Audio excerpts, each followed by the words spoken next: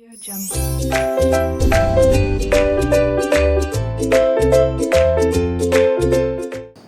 Hello students, 12th standard economics, second chapter consumers behavior. In that we are taking topic criticisms of law of diminishing marginal utility. Students, आप लोगों को बताया गया था, याद करने के बाद पॉइंट्स हम बहुत जल्दी भूल जाते हैं, तो बोर्ड एग्जाम तक याद रखने के लिए आपको हिंट याद रखना चाहिए। अगर भूल भी गए तो हिंट आपको वो पॉइंट्स याद दिलाएगा। तो देखिए स्टूडेंट्स, यहाँ पर हिंट लिखा हुआ है, criticisms of law of diminishing marginal utility means criticism of diminishing marginal utility. तो ध्यान रखिए, इसे ऐसे पढ़ लीजिए, चाहत ऑफ दिल्ली मुंबई उत्तर प्रदेश, चाहत of Delhi Mumbai Uttar Pradesh.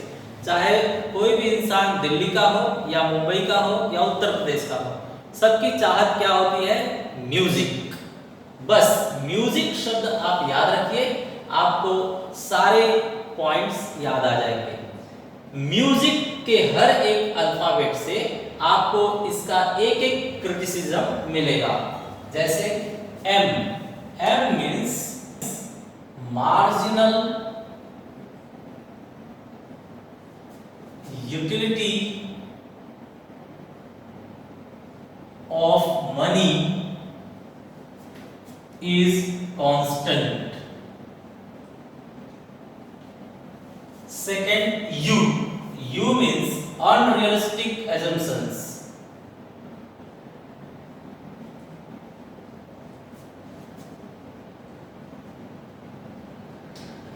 Third, S means single want.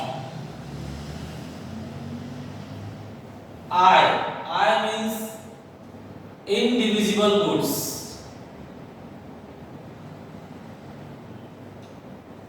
And C means cardinal measurement.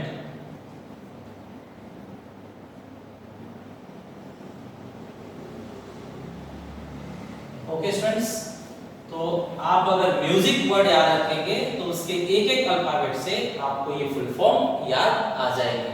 Okay, अब ये क्रिटिसिजम्स हम गवर्नमेंट टेक्स्ट बुक के हिसाब से वन बाय वन देखते हैं। आपके गवर्नमेंट टेक्स्ट बुक में जो फर्स्ट क्रिटिसिज्म है वो दिया हुआ है अनरियलिस्टिक assumptions.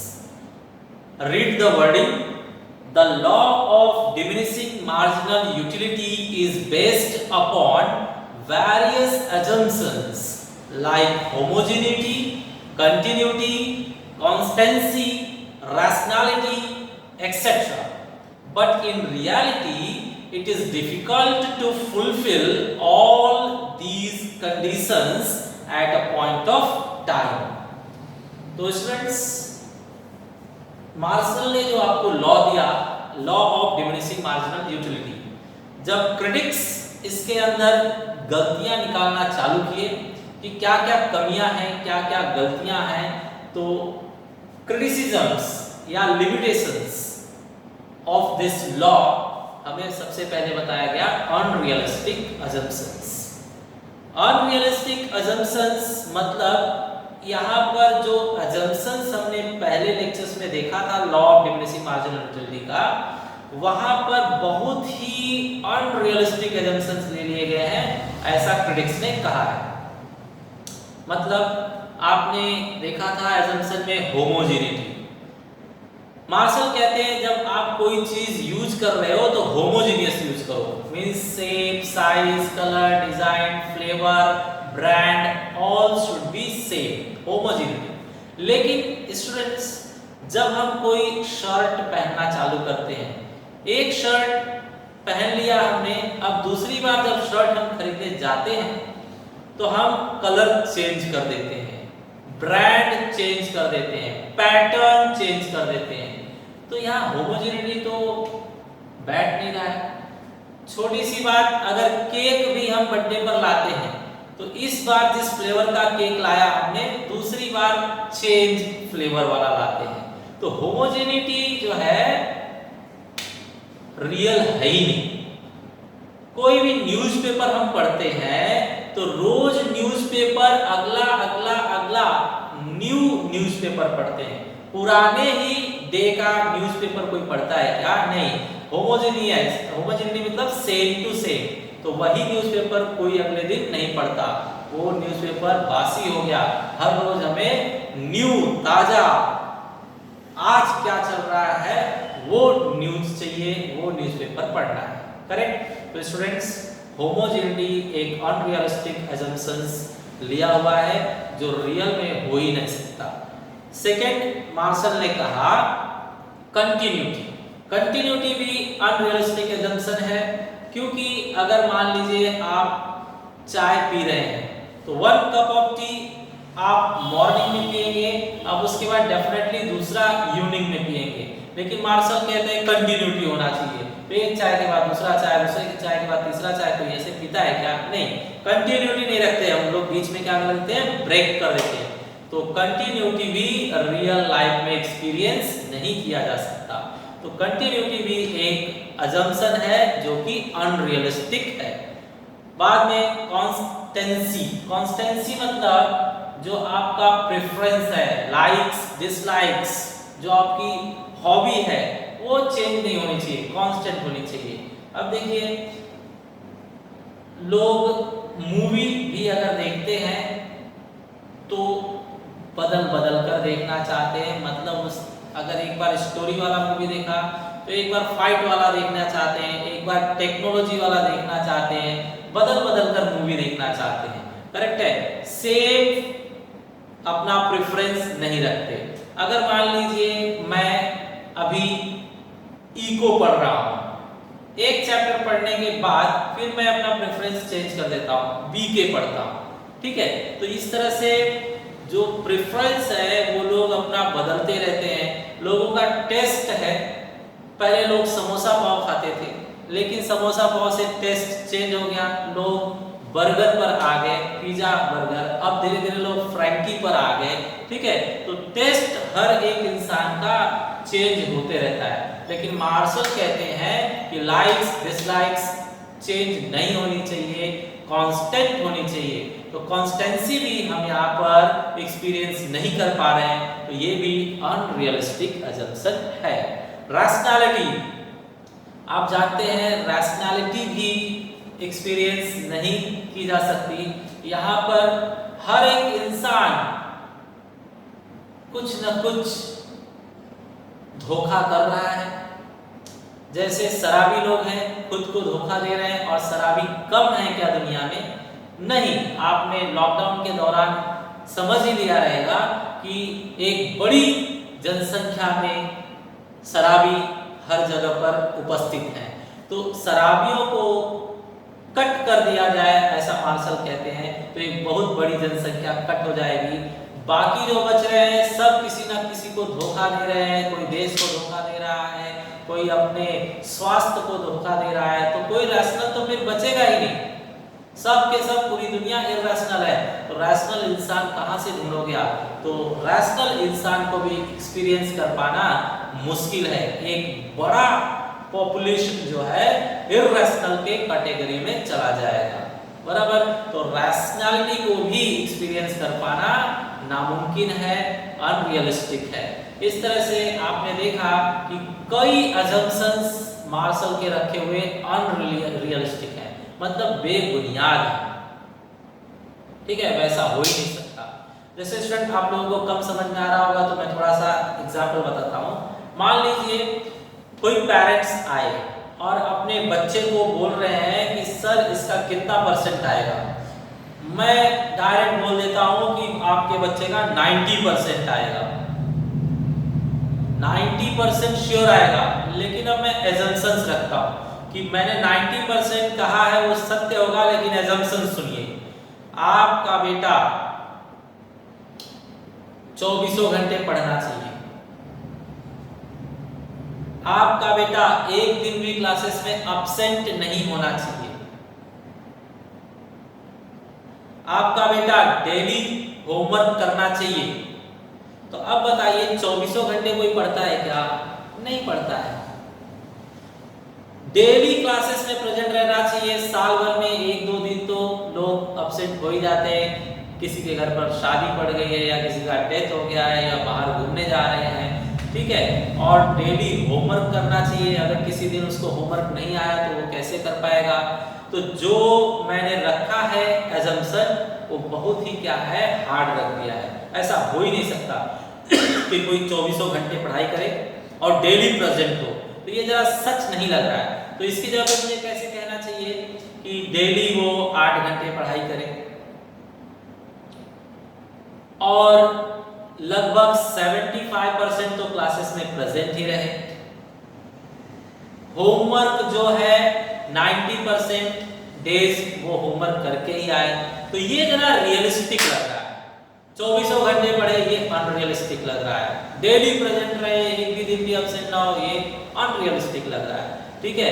तो इसी तरह से हमारे जो मार्शल ने law of diminishing marginal utility के अंदर जो एजम्पशंस रखा है वो क्रिटिक्स ने कहा है कि बेबुनियाद है, अनरियलिस्टिक है।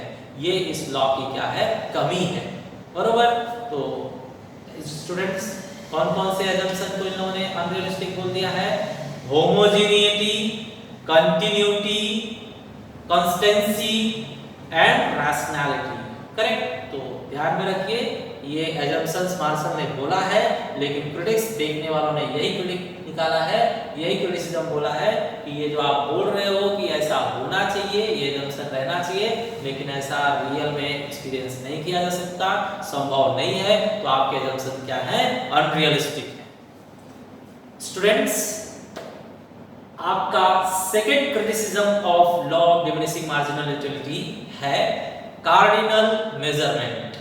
स्क्रीन पर वर्ड्स पढ़े जाए।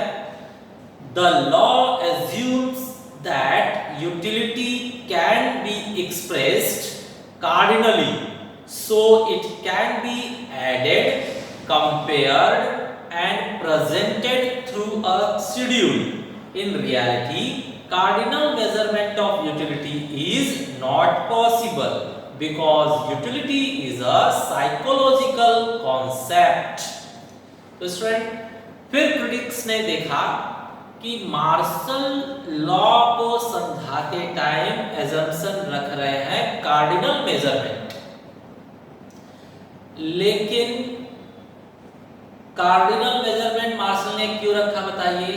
ताकि अगले यूनिट से कितना मजा मिल रहा है उसे पता लगा लिया जाए और फिर उसे कंपेयर कर लिया जाए और ऐड करके टोटल यूटिलिटी भी बताई जा सके, करेक्ट है। लेकिन यहीं पर क्रिटिक्स ने कहा गलत है, यूटिलिटी को हम नंबर में दिखा ही नहीं सकते। यूटिलिटी तो साइकोलॉजिकल कॉन्सेप्ट है, वो इंसान की सोच पर डिपेंड होता है। जैसे मैं नॉनवेज नहीं खाता तो वो मेरे लिए कोई यूटिलिटी नहीं देगा, मेरे लिए बुरी चीज है वो। लेकिन जो लोग खाते हैं उन्हें तो यूटिलिटी मिलेगी, उनके लिए उसके अंदर यूटिलिटी है, करेक्ट। तो किसी के लिए यूटिलिटी है, किसी के लिए नहीं है। अभी एक ही मूवी देखकर सैकड़ों लोग थिएटर से बाहर निकल रहे हैं। अब उसके अंदर मूवी के बारे में आप पूछेंगे तो सबका अलग अलग आंसर होगा। किसी को मूवी अच्छी लगी होगी, किसी को बेकार लगी होगी, किसी को स्टोरी अच्छी लगी होगी, किसी को डांस अच्छा लगा होगा। सब अपने अपने साइकोलॉजी के हिसाब से आंसर देंगे और सबका आंसर अलग होगा। दैट मींस यूटिलिटी को हम नंबर में बता ही नहीं सकते। सब लोग आकर बोलते हैं कि भाई ये मूवी का रेटिंग जो है मैं देता हूं 60, एज्यूम कीजिए 60% अच्छा लगा, तो ऐसा सब लोग 60% ही बोलेंगे, ऐसा नहीं है। ऐसा क्यों नहीं है? क्योंकि वो कार्डिनल है ही नहीं। यूटिलिटी को साइकोलॉजिकल कहा गया है, बरोबर। तो क्रिटिसिज्म्स जो है यहाँ पर यूटिलिटी कार्डिनल मेजरमेंट नहीं होती, उसे सिर्फ हम ऑर्डर में रख सकते हैं। Utility is ordinal, correct students. So once more, Marshall ने यूटिलिटीज को कंपेयर कर पाने के लिए और इनको ऐड कर पाने के लिए यूटिलिटी को कार्डिनल कहा है। उसे कार्डिनली हम मेजरमेंट कर सकते हैं, ऐसा कहा है। लेकिन क्रिटिक्स ने क्या कहा, नहीं ये रॉन्ग है, उसे कार्डिनली नहीं ऑर्डिनली मेजर कर सकते हैं because it is a psychological concept. तो ये भी आपका एजम्पशन क्या है, रॉन्ग है कि कार्डिनल मेजरमेंट है, therefore it is a criticism. Students, third criticism है आपके टेक्स्ट बुक में indivisible goods. Let's read the wording. The law is not applicable to indivisible and bulky goods like refrigerator, car, TV sets, etc., which are normally purchased in single unit at a time. तो students, यहाँ पर critics ने कहा कि ये भी एक criticism है कि जो लॉ है मार्शल का वो सिर्फ ऐसे चीजों पर एप्लीकेबल होता है जहां पर डिविजिबिलिटी होती है। डिविजिबिलिटी होती है मतलब बार बार हम उसके टुकड़े को खा सकते हैं, जैसे रसगुल्ला एक पीस खाया, फिर अगला पीस खाया, फिर अगला पीस खाया, फिर अगला पीस खाया, ऐसे खा सकते हैं, तो इसके ऊपर लॉ एप्लीकेबल है। नींबू पानी एक गिलास पिया, फिर एक गिलास पिया, फिर एक गिलास पिया, तो इसके ऊपर लॉ एप्लीकेबल है। लेकिन लाइफ में बहुत सी चीजें होती हैं जो हम लगातार परचेज नहीं करते, लाइफ में एक बार या दो बार परचेज करते हैं, उस पर ये लॉ लगेगा ही नहीं। जैसे बताया गया आपको रेफ्रिजरेटर हम एक बार खरीद लेते हैं, फिर बहुत समय के बाद परचेज करते हैं दूसरा रेफ्रिजरेटर। कार लाइफ में एक बार दो बार ही परचेज की जाती है। टीवी सेट लोग फुल लाइफ में एक दो बार ही परचेज करते हैं। तो फिर अगला यूनिट, अगला यूनिट, अगला यूनिट, अगला यूनिट कितना मजा दे रहा है वो हम बता सकते हैं क्या? अगला यूनिट तो हमने लिया ही नहीं, तो हम उसकी मार्जिनल यूटिलिटी नहीं बता सकते। नहीं बता सकते तो कंपेयर नहीं कर सकते, कंपेयर नहीं कर सकते तो लॉ को चेक नहीं कर सकते हम कि अगला यूनिट कम मजा दे रहा है कि नहीं दे रहा है। ओके स्टूडेंट, तो बहुत सारी चीजें हैं, जैसे हाउस हुआ, करेक्ट, घर हम लेते हैं, एसी हम परचेज करते हैं, तो ये लाइफ में सिर्फ एक दो बार ही हम परचेज करते हैं। तो जिसका हम डिवाइड करके कई बार परचेज या कई बार कंजम्पशन न कर सके, ऐसे गुड्स को इनडिविजिबल गुड्स कहते हैं। और इनडिविजिबल गुड्स पे मार्शल का लॉ काम नहीं करेगा, ये इनके लॉ की कमजोरी है, मतलब क्या है, क्रिटिसिज्म है। करेक्ट स्टूडेंट्स, तो indivisible goods point is an criticism for this law. Students, fourth criticism in your textbook, constant marginal utility of money. The wording is, the law assumes that marginal utility of each unit of money remains constant. However, critics argue that marginal utility of money differs from person to person. It is influenced by change in prices and stock of money, etc. Correct students? तो ये बहुत ही important और technical point है, ध्यान से सुनिए। Martial ने कहा था कि मेरा लॉ चेक करते time marginal utility of money को कांस्टेंट समझना है, मतलब marginal utility of money is constant, ऐसा ध्यान में रखकर लॉ चेक करना है। लेकिन ये भी पर्सन के लिए चेंज होता है। 10 रुपए का अहमियत आपके लिए जितना है, हो सकता है 10 रुपए की अहमियत मेरे लिए उतनी न हो। आप 10 रुपए बहुत संभाल कर रखते हैं, बहुत इज्जत करते हैं उसकी, आपको उससे बहुत ज्यादा यूटिलिटी मिलती है। लेकिन मैं अमीर हूँ, रिच हूँ, मेरे लिए 10 रुपए कोई वैल्यू नहीं रखता है, मैं सेविंग कराने जाता हूँ तो 10 रुपए ऐसे ही बिना मतलब टिप देकर चला आता हूँ। करेक्ट? लेकिन आप 10 रुपए नाश्ता करना है तो खर्च नहीं करते हैं, बचा लेते हैं, सोचते हैं बच्चे के लिए एक चॉकलेट खरीद लूंगा, बच्चा मेरा खुश हो जाएगा। आप खाना नहीं खाते हैं, उस 10 रुपए से अपने बच्चे को चॉकलेट लेकर उसकी खुशी प्राप्त करना ज्यादा सही समझते हैं। तो 10 रुपए को आप बहुत ज्यादा अहमियत दे रहे हैं, 10 रुपए आपको बहुत ज्यादा मार्जिनलिटी दे रहा है, लेकिन मुझे 10 रुपए कोई मार्जिनलिटी नहीं दे रहा है। तो पर्सन टू पर्सन मार्जिनलिटी क्या हो रही है, चेंज हो रही है। और स्टूडेंट्स देखिए, प्राइसेस जब चेंज होती है तो भी marginal utility of money change हो जाती है। जैसे 10 रुपए में मैं एक बिस्किट का पैकेट परचेज कर लेता था, लेकिन कल के दिन कीमत बढ़ गई, 12 रुपए हो गई कीमत। अब मार्जिनल यूटिलिटी ऑफ 10 रुपीज क्या हो गई, गिर गई। अब वो 10 रुपीज का जो है बिस्किट पहले जो खरीद सकता था, अब वो 12 रुपए का हो गया है। दैट्स वाई अब वो 10 रुपए का नोट उस बिस्किट को नहीं खरीद पाएगा। तो पहले उसकी मार्जिनल यूटिलिटी एक बिस्किट की इतनी थी, लेकिन अब उसकी मार्जिनल यूटिलिटी एक बिस्किट की इतनी नहीं है। तो प्राइसेस चेंज होने की वजह से भी मनी का मार्जिनल यूटिलिटी कांस्टेंट नहीं रहता। एक और बात students, stock of money. Stock of money, अगर आपके घर में समझिए नोटों का बंडल पड़ा हुआ है, तो आपको 100 रुपए का नोट ज्यादा मार्जिनल यूटिलिटी नहीं देगा। उसकी यूटिलिटी क्या है, कम होगी आपके नजर में। आप कहीं भी बिना मतलब वो 100 का नोट खर्च कर दोगे। लेकिन अगर आपके घर में नोटों का बंडल नहीं पड़ा हुआ है, पैसे का अभाव है, घर में विपत्ति है, तो 100 रुपए बहुत संभाल कर रखोगे, किसी जरूरी काम के लिए सिर्फ खर्च करोगे। अब आपको ये 100 का नोट बहुत ज्यादा मार्जिनल यूटिलिटी दे रहा है। करेक्ट। तो मनी का जो है marginal utility stock of money पर भी डिपेंड है। आपके घर में कितनी मनी है, कितनी नहीं, उसके ऊपर भी मनी की मार्जिनल यूटिलिटी डिपेंड होती है। बरोबर है। तो यहाँ पर तो पर्सन टू पर्सन मनी का मार्जिनल यूटिलिटी चेंज हो जा रहा है। कीमतें जब बढ़ती हैं, घटती है, तो भी मार्जिनल यूटिलिटी ऑफ मनी कम ज्यादा हो जा रहा है।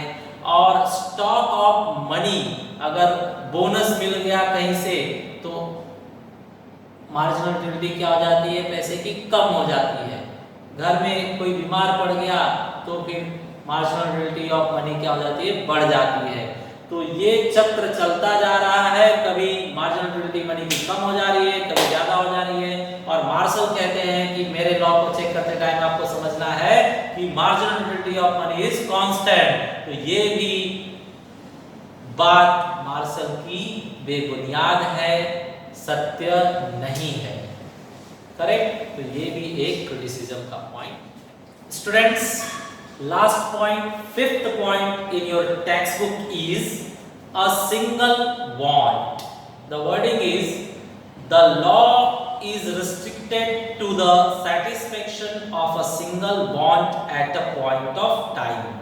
However, in reality, a man has to satisfy many wants at a point of time. Students, again Marshall कहते हैं कि मेरा लॉ चेक करते टाइम आप सिर्फ एक ही वांट सेटिस्फाई करना चाहते हैं, वो ध्यान में रखिए। Single want can be satisfied by the commodity that thing you have to assume. तो अब चेक करो स्टूडेंट्स, जैसे कि आप पानी यूज कर रहे हो, तो पानी का सिंगल वांट के लिए यूज करो। जैसे कि खाना बनाने के लिए यूज कर रहे हो, तो सिर्फ खाना बनाने के लिए ही यूज कर रहे हो, अगला यूनिट भी, अगला यूनिट भी, अगला यूनिट भी, ऐसा आप एज्यूम करो, मार्शल ने कहा है। लेकिन रियल लाइफ में ऐसा नहीं होता। पानी आ गया घर में तो लोग उसके वांट्स डिसाइड करते हैं, खाने के लिए भी चाहिए, पीने के लिए भी चाहिए, कपड़े धोने के लिए भी चाहिए, और घर द्वार साफ करने के लिए भी चाहिए। तो मेनी वांट्स, सिंगल वांट्स नहीं, मेनी वांट्स होते हैं। घर में बिजली आ रही है तो सिर्फ पंखे चालू करने के लिए नहीं, लाइट्स भी चालू करने के लिए, फ्रिज भी चालू करने के लिए, ओवन भी चालू करने के लिए, प्रेस आयरन कपड़ों को करने के लिए भी हमें यूज करना है। तो मल्टीपल यूज है, सिंगल वांट कैसे रख सकते हैं, बरोबर है। ऐसे ही अगर हमारे पास पैसे हैं तो पैसे को हम सिर्फ एक चाहत के लिए खर्च नहीं करते। जैसे ही महीने की पगार आई तो बच्चे का फीस भरना है, दूध का पेमेंट करना है, अनाज का पेमेंट करना है, घर में कोई नई चीज लानी है, इतने सारे वांट्स है आपके उस कमोडिटी से जुड़े हुए, तो आप सिंगल वांट नहीं बोल सकते। आपके पास मान लीजिए टाइम है, अब ये टाइम आप कंज्यूम करना चाहते हैं किसी काम पर, तो ये टाइम आप सोचते हैं कि मैं पढ़ाई कर लूँ या खेल लूँ या टीवी देख लूँ, तमाम वांट हैं तुम्हारे। तो कोई भी कमोडिटी के लिए अगर देखा जाए तो रियलिटी में सिंगल वांट नहीं होते, कई वांट होते हैं, बरोबर। और कई चीजें ऐसी हैं जिसका सिंगल वांट कहना गलत बात है, और मार्शल सिंगल वांट कॉन्सेप्ट लेकर बैठे हैं, ये भी एक क्रिटिसिज्म है। Correct students? So this way all points be completed. Our criticism of law of diminishing marginal utility is over. Okay, you have to like, share and subscribe this video. Thank you.